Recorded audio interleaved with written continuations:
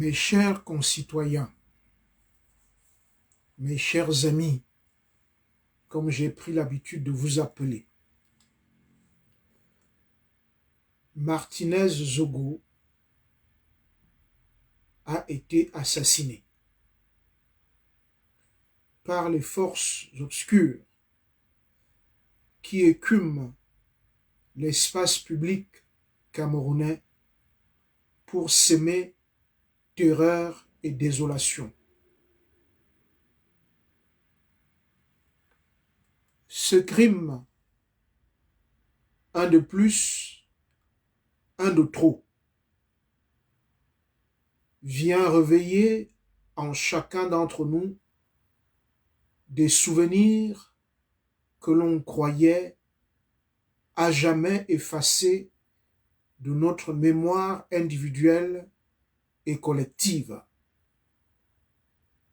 En effet, dès l'avènement du renouveau en 1982, nous avons assisté, silencieux, à l'assassinat à Mélène du professeur et romancier camerounais Bernard Nanga. Quelques années après, ce fut au tour de Toussaint Ngongo Otu, avocat, de l'abbé Joseph Mbassi, prêtre de l'archidiocèse de Yaoundé et journaliste,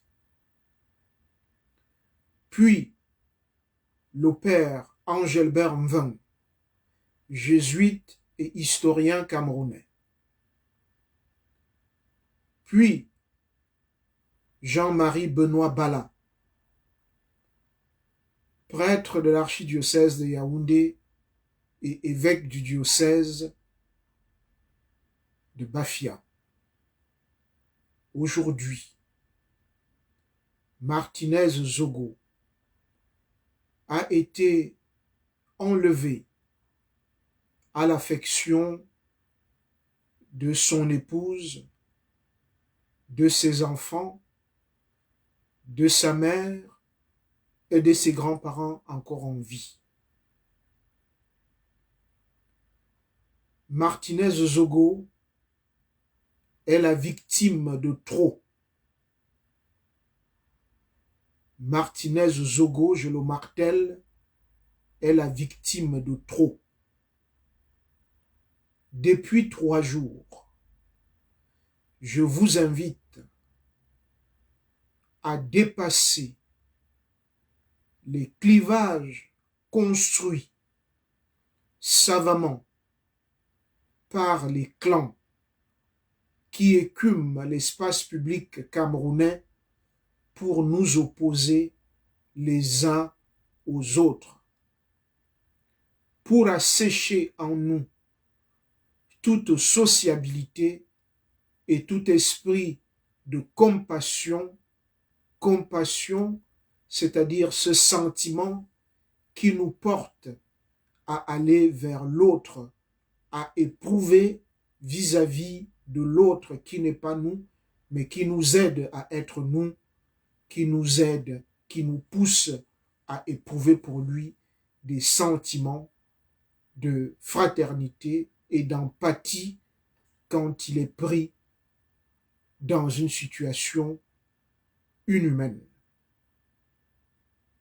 Il n'y a pas au Cameroun de tribu. Il n'y a pas au Cameroun de tribu. Il y a des pauvres d'un côté et il y a des mercenaires de l'autre côté. Il n'y a pas de tribu au Cameroun. Il n'y a que des pauvres d'un côté et les mafieux de l'autre côté. Ceux qui ont pris en otage le destin de plusieurs générations d'entre vous. Mes chers concitoyens, il n'y a pas que Martinez Zogo, il y a bien d'autres. Il n'y a pas qu'un animateur de radio qui a été assassiné. Il y a notre conscience collective, notre devenir individuel qui a été assassiné.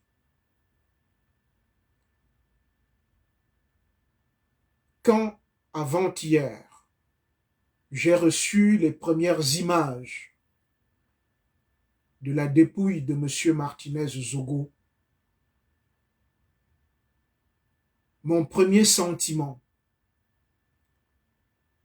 a été celui de la compassion. Ensuite, je me suis tourné vers vous. Je me suis tourné vers votre progéniture, vers vos enfants.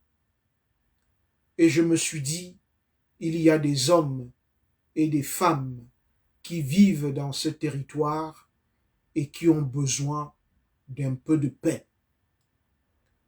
Face à cette terreur, je me dois de me lever. Je me dois de vous donner ma parole. Je me dois de vous montrer un chemin. Chemin que je vous invite à suivre. Parce que nous n'allons pas laisser une poignée d'assassins prendre en otage le destin de tout un peuple. Les hommes passent, mais le pays demeure. Mais il n'y a pas de pays sans hommes. Il n'y a pas de pays sans enfants. Il n'y a pas de pays sans femmes. Mes chers compatriotes, hier aussi, au domicile de Madame Coutresse, ministre de la République, a été empoisonné un ministre, le ministre Ndoké Gabriel.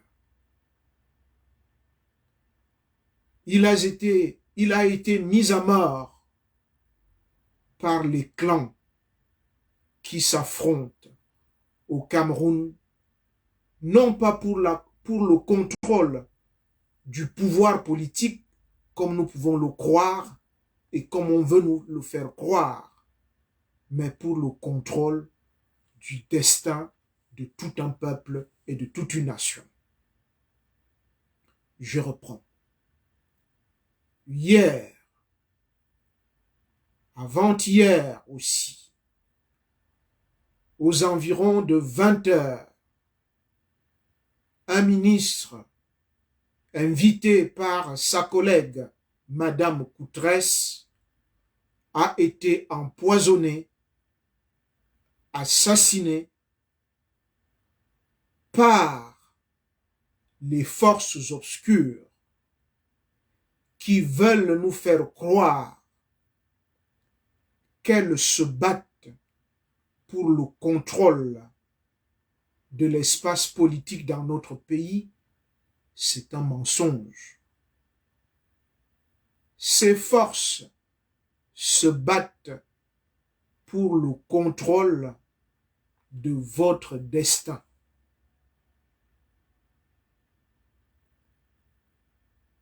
Nous savons. Je m'appelle Vincent Sostène Fouda et Somba. Je suis né le 20 décembre 1972 à la maternité principale de Yaoundé. Maternité principale située aujourd'hui à l'intérieur de l'hôpital central de Yaoundé. J'ai donc une adresse, j'ai donc un nom. Je ne parle pas à visage couvert.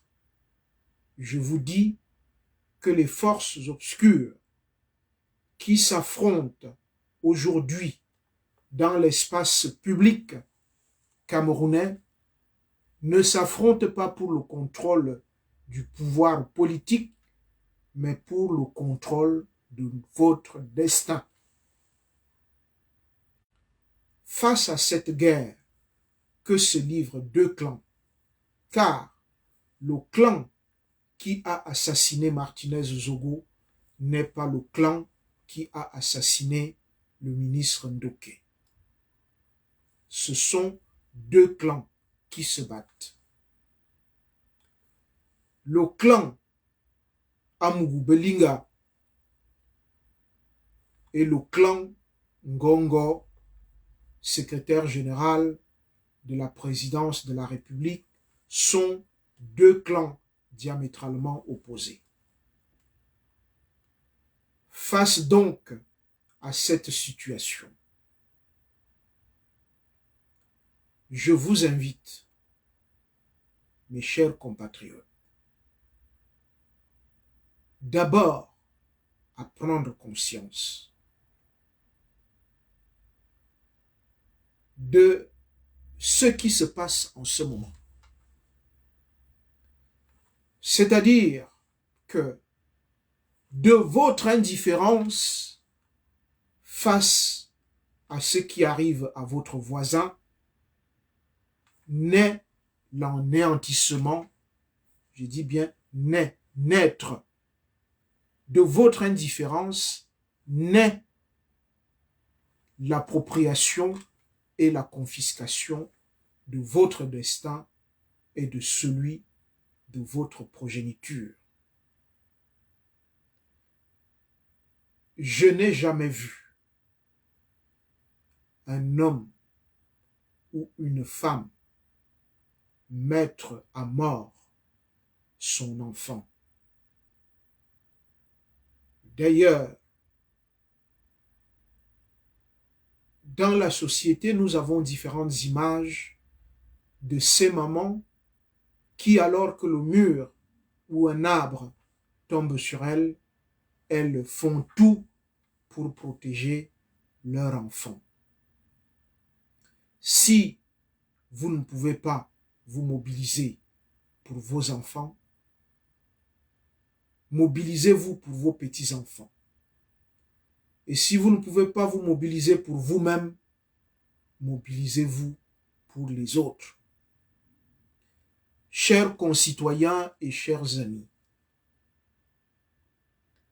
hier, je vous ai parlé du visage. Avant-hier, je vous ai parlé de notre destin commun. Mes amis, nous donnons à partir d'aujourd'hui 17h15, heure du Cameroun, nous donnons 72 heures au gouvernement de la République, 72 heures au gouvernement de la République du Cameroun, afin que le chef de l'État démette de leurs fonctions tous les ministres qui sont impliqués dans l'assassinat du ministre Ndoké, dans l'assassinat de Martinez Zogo. Nous donnons 72 heures au président de la République afin qu'il mette aux arrêts Monsieur Jean-Pierre Amougou Belinga. 72 heures pour que le gouvernement de la République mette hors d'état de nuire Monsieur Jean-Pierre Amougou Belinga. 72 heures pour que le président de la République se prononce pour qu'il reprenne en main le contrôle du pouvoir qui lui a été confié. car, voyez-vous, les forces qui s'affrontent au Cameroun aujourd'hui viennent, de par ces deux assassinats, de montrer que le président de la République ne contrôle plus rien. C'est donc à lui, et à lui tout seul, de mettre un terme, de couper la tête des monstres qu'il a créés. C'est à lui, et à lui seul, de le faire. 72 heures pour que le ministre de la Communication, en charge justement de la communication gouvernementale, rectifie son communiqué justifiant l'enlèvement de Martinez Zogo. Il revient au ministre de la Communication, porte-parole du gouvernement, de rectifier son communiqué. Nous demandons aux églises, toute tendance au Cameroun, de se prononcer. Nous demandons aux élèves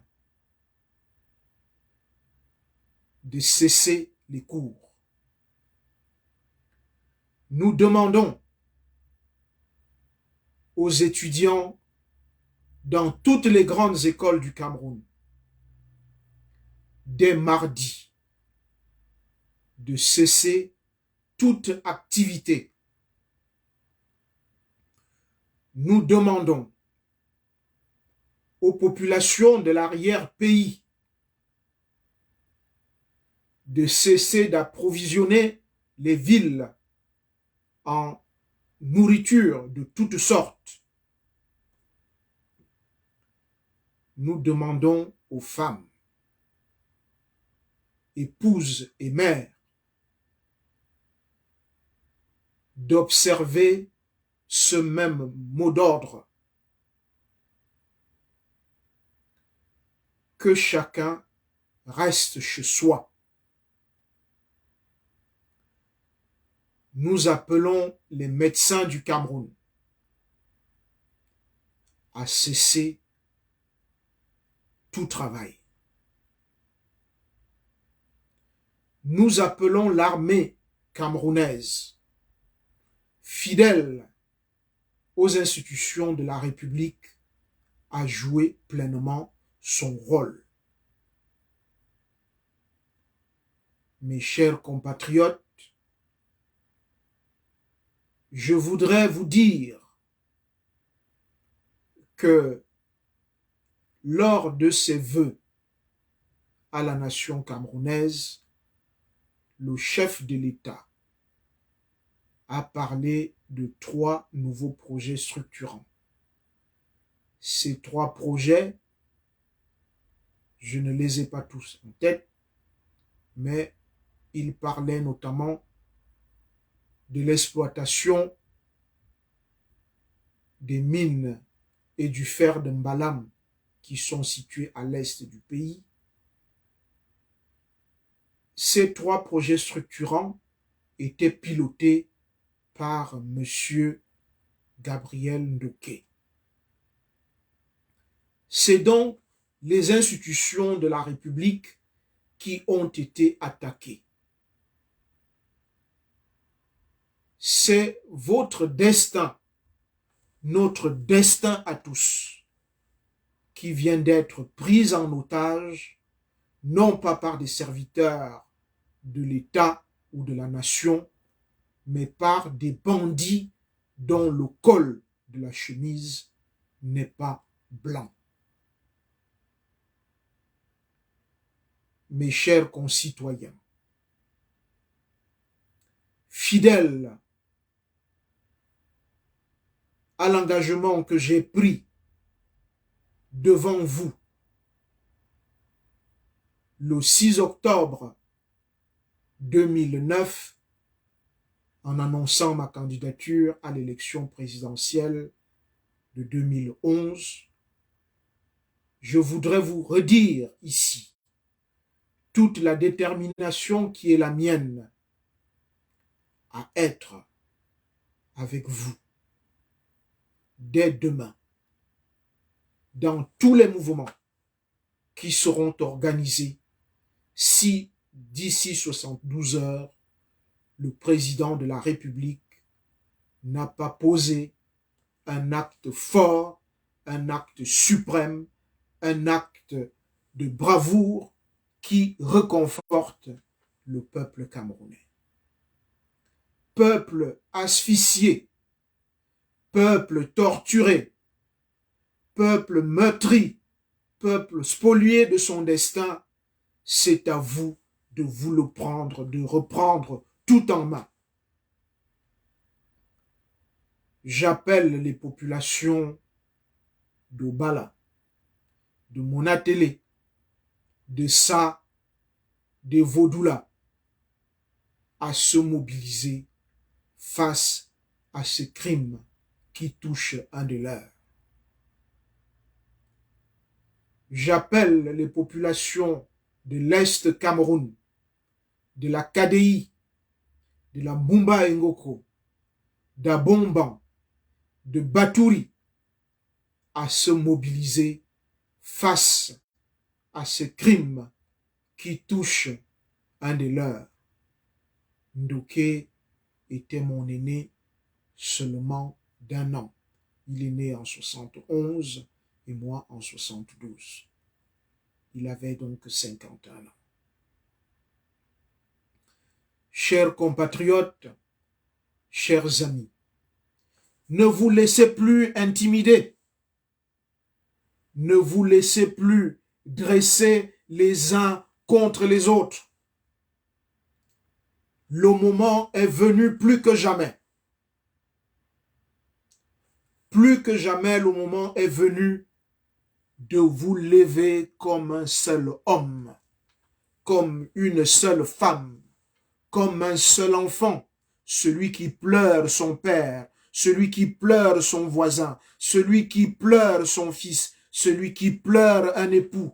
C'est le moment de dire que dans nos cœurs, ce n'est pas une pierre, mais un organe qui bat et qui propulse du sang dans tout notre corps pour que nous puissions rester en vie.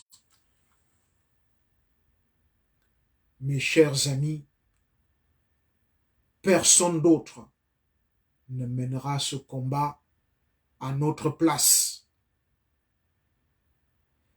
Je fais partie d'un forum des leaders de l'opposition camerounaise. Quand Martinez Zogo a été enlevé, j'ai demandé, que faisons-nous? Personne n'a moufté. Personne n'a toussé. Parce que les gens se tiennent mano mano. Vous connaissez, je te tiens, tu me tiens par la barbichette. Celui qui lâche en premier aura une tapette. Ils se tiennent dans les marchés. Ils se tiennent dans les 4-9. Ils se tiennent dans les différentes lignes budgétaires que vous avez certainement entendues ça et là. Ils se tiennent de cette manière-là, à toutes les échelles de la République. Ils se tiennent. Alors, c'est à vous.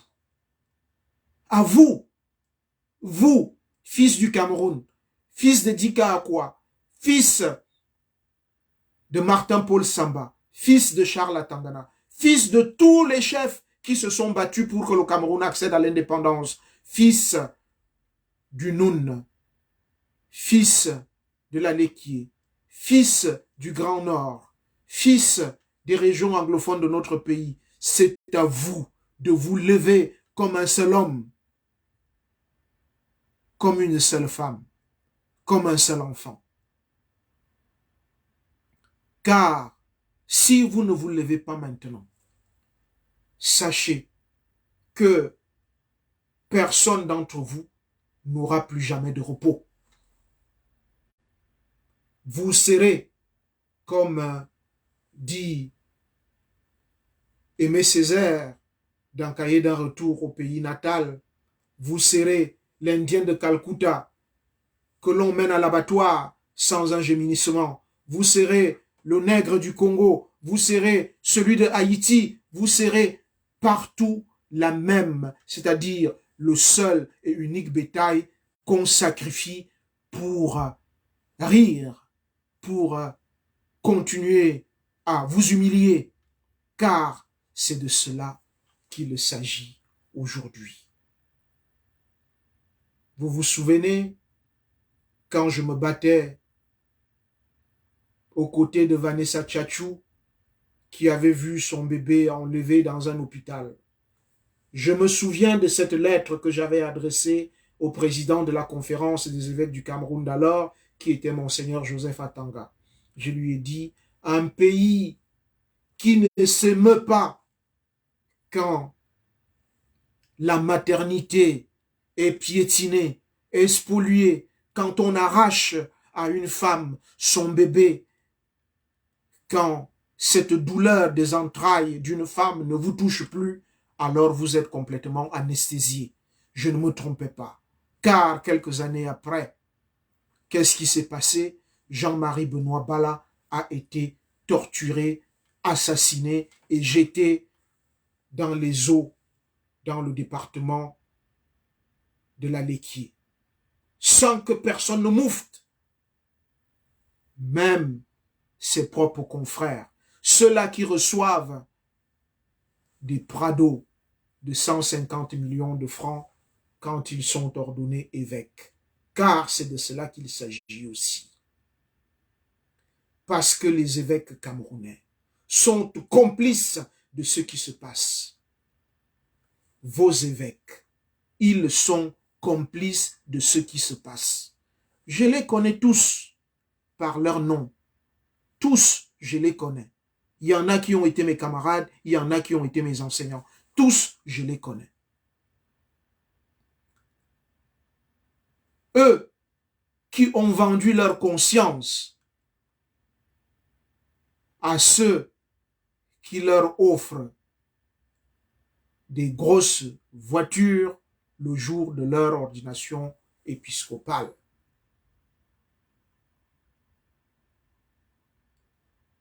Je vous invite à ne plus remplir les églises, mais à questionner la foi que chacun de vous a forcément en lui. Je vous invite à questionner vos pasteurs. Oui, le moment est venu pour que ce souffle de la terre, parce que nous sommes tous les enfants de la terre, le moment est venu pour que cette terre-là s'ouvre et que de ces émanations sépulcrales naisse un nouveau Cameroun. Mes chers compatriotes, je ne voudrais pas vous prendre tout votre après-midi de ce dimanche. Je voudrais réitérer ici l'appel lancé au président de la République. Nous lui disons que il est président de la République parce qu'il a été élu. Il est le seul à être élu en ce moment. Et nous lui donnons 72 heures, 72 heures, 7 et 2, 72 heures afin qu'il prenne ses responsabilités et qu'il mette hors d'état de nuire, qu'il débarque du gouvernement ces hommes qui ont assassiné d'un côté M. Martinez Zogo, et de l'autre côté, M. Gabriel Ndoké. Comme vous pouvez le constater, ils ne sont pas les membres de ma famille. Mais nous appartenons à la même ethnie, c'est-à-dire l'ethnie des gueux, l'ethnie des laissés pour compte, l'ethnie de ceux que l'on torture, de ceux que l'on étrangle sans que personne ne bouge. Vous appartenez à cette même ethnie, vous appartenez à ce même peuple. Le moment est donc venu. Ce moment que nous avons tellement voulu repousser, que nous avons tellement voulu ne pas voir, que nous avons tellement nié, ce moment aujourd'hui surgit comme une bosse au front et que personne ne peut plus éviter. Le moment est venu, plus que jamais, de nous dresser face au chaos qui est en face de nous. Car, mes chers amis, ceux qui sont là, ils sont des SS, c'est-à-dire des sans sentiments. Ils le tuent, ils le violent, ils le braquent, ils font tout ce qu'ils veulent. Nous donnons 72 heures au président de la République pour que M. Jean-Pierre Amougou Belinga soit mis hors d'état de nuire. Sinon, nous prendrons toutes nos responsabilités. Le peuple camerounais prendra toutes ses responsabilités, pas une parcelle de ses responsabilités, pas une demi-responsabilité, mais une entière responsabilité, et elle exercera son autorité sur cette portion du pays, parce que cette portion du pays nous appartient à tous et à toutes. Alors oui, mes amis, oui, c'est quand nous aurons pris nos responsabilités que nous pourrons dire que nous sommes un peuple, que nous sommes le Cameroun, que nous sommes un pays capable de demander des comptes à qui de droit.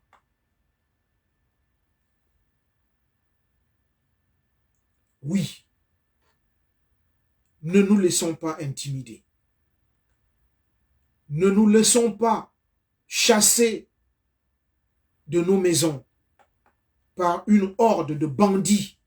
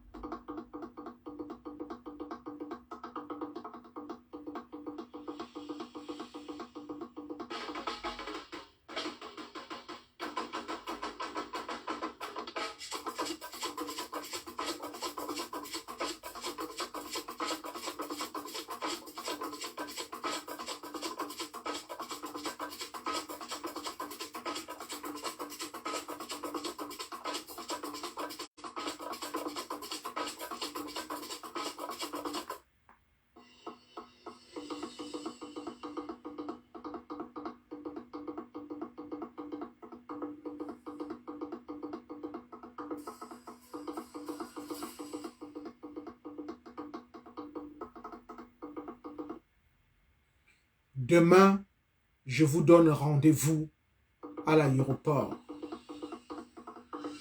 Demain, je vous donne rendez-vous à l'aéroport et je vous donnerai les noms des commanditaires, de ceux et celles qui ont assassiné M. Martinez Zogo.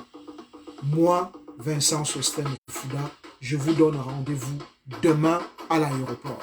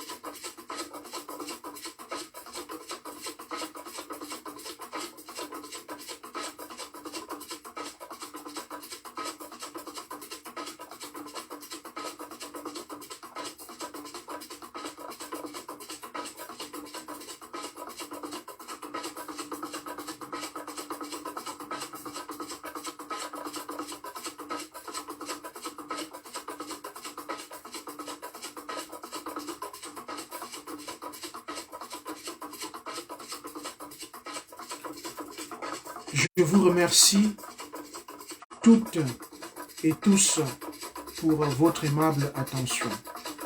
Nous nous retrouvons demain à l'aéroport. Je ferai un direct à partir de l'aéroport.